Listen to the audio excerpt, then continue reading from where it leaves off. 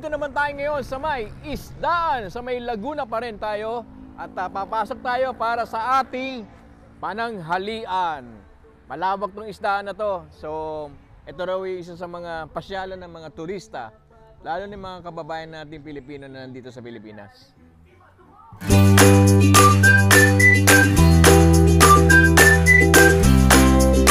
Saan ba dito yung papuntang kainan sa loob, restaurant? Ah, okay. Salamat ho. What? Okay. Kamusta ho kayo? Ayan. Meron din nakatayo. Ayan.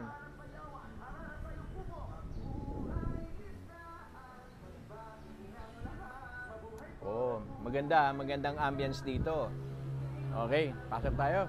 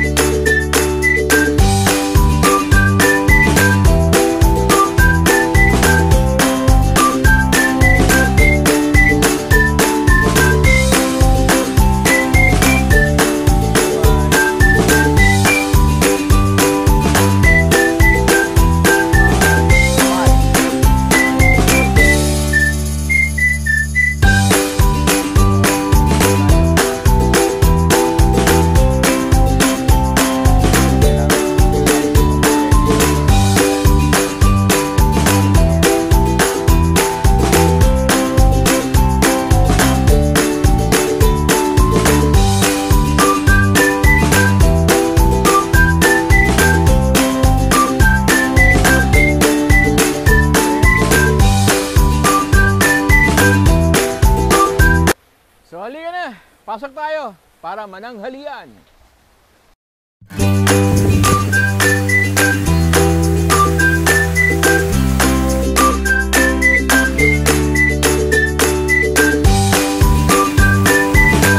Ito yung typical na sorbetero ice cream dito sa Pilipinas. Ito yung sorbetero.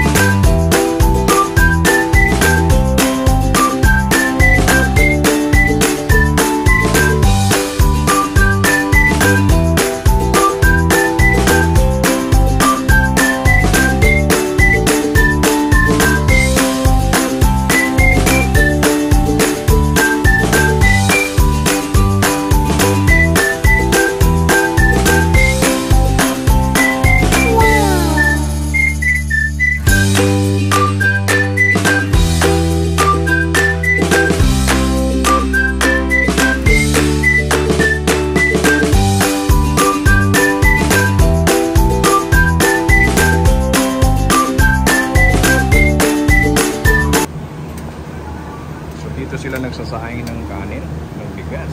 Ayan, kaldero.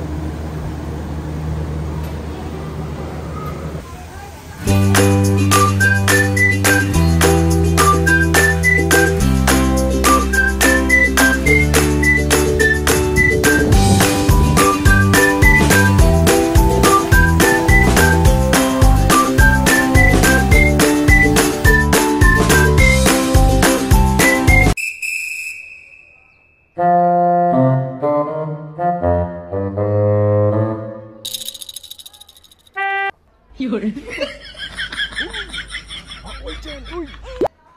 So ito, yung order natin lulutuin na freshly cooking. Yan, ito yung squid. Oh, you're so yum. I can smell the aroma here. Freshly cooking right now. The aroma is so sweet in taste, guys. And yeah, you can smell the real fresh seafoods, especially the squid itself. Yeah, and of course the veggies, the vegetable. Yun, the seasoning. Wow. Ang bango ng amoy.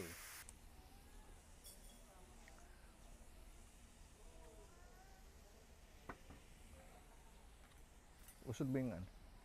Puwad mo na para makadapit. Sige, ma, go. So okay guys, ito na yung mga in-orders nating mga pagkain. So may seafoods na tayo, meron na tayong typical Filipino dishes around me. Napakaraming servings nila mga kaibigan. Sa halagang almost 3,000 pesos, marami ka ng dishes na makakain at matitikman. Dito lamang po yan sa Isdaan, sa May Laguna. So, tikman natin yung sabaw. Gusto kong tikman yung sabaw nila eh. Higop lang tayo ng konti.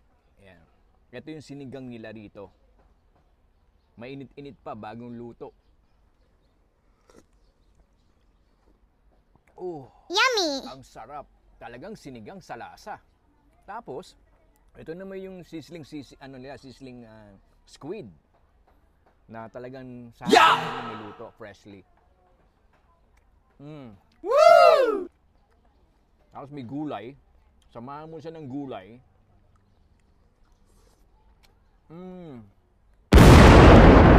Combination. Yung vegetable, saka yung seafood, yung squid. Sizzling plate. Good combination siya. Okay, so dito naman, ito naman yung fried chicken nila. Parang chicken inasalang style ang dating. So, tikman ko na. So, sarap. Freshly cooked. Tapos, sinigang, vegetable. Ito yung tinatawag nilang dagdag ulam. Ito, vegetable siya. Na merong tahong. Yan. Tapos, siyempre, yung kanin, nandito sa kalderong maliit. Tapos, may drinks tayo. Ito yung gawa sa melon juice. Masarap siya. Hindi siya wala siyang dairy. So, guys, pumunta kayo dito sa Isdaan, sa May Laguna. Pasyalan nyo po ito. Murang-mura, affordable prices po lahat. Maraming dishes na pwedeng pagpilian. Alright? So again, this is your vlogger, Russell Siangco, here in the Philippines. Bye!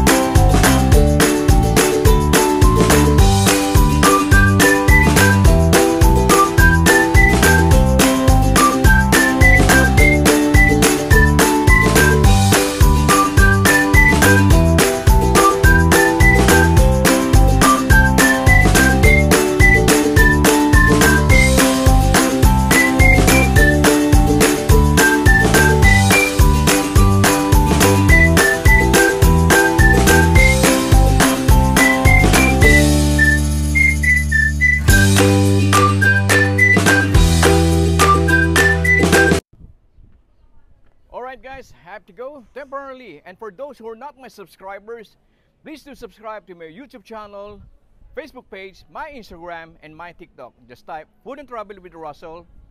Click the bell for further notification. Again, this is your vlogger, Russell Siangco. Bye, see you. Yeah!